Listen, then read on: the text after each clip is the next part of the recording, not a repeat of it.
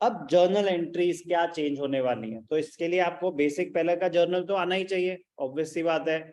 GST कैसे उसको change कर देगा, तो पहले तो कुछ ट्रांजैक्शन, ऐसा नहीं कि जीएसटी हर एक ट्रांजैक्शन पे जीएसटी लग जाएगा, नहीं।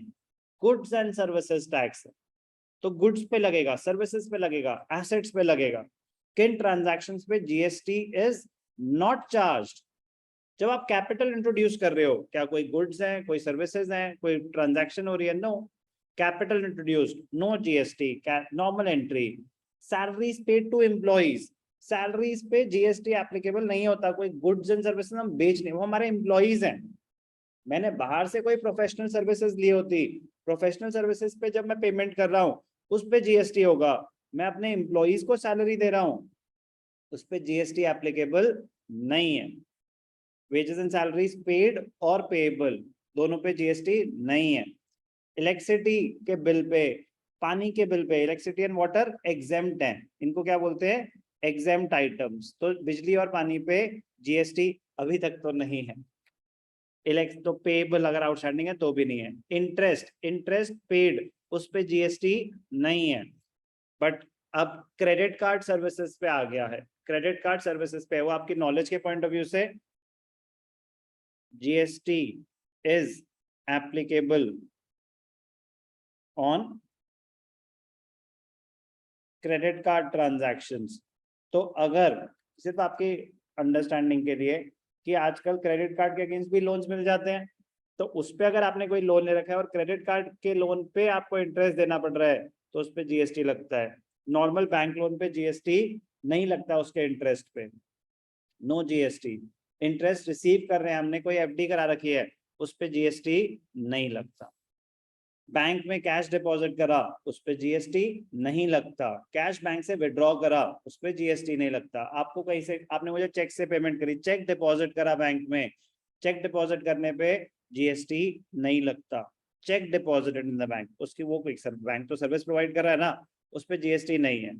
आपने जो सामान बेचा, आपने कोई सर्विस प्रोवाइड करी, उन सब पे जीएसटी होता है। Cheque issued for purchase, cheque issue करने पे नहीं होता, परचेजेस पे होता है। कन्वेंस, ट्रांसपोर्टेशन कन्वेंस नहीं होता। अब हमें क्वेश्चन बता देगा क्या होता है कि अब जब जैसे बुक छपी हो तो हो सकता है उस टाइम पे उस चीज पे जीएसटी नहीं था, बट जीएसटी तो एक लॉ है ना, एक एक्ट है, अमेंडमेंट्स आती रहती हैं। हर 2 4 6 महीने में वो कोई नई लिस्ट निकाल देता है कि इस पे जीएसटी है, उस पे जीएसटी है।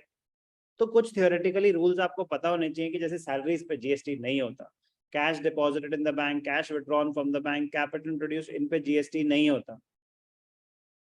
तो बट अगर क्वेश्चन में आ जाएगा जैसे कन्वेंस है, अब नॉर्मल कन्वेंस पे जीएसटी नहीं होता, लेकिन अब धीरे धीरे आ रहा है कि टैक्सी चार्जेस पे भी हम जीएसटी इंपोज करने वाले हैं, और अगर वो आ गया तो हो जाएगा उस पे। तो सर हमें कैसे पता चलेगा कि होगा कि नहीं होगा?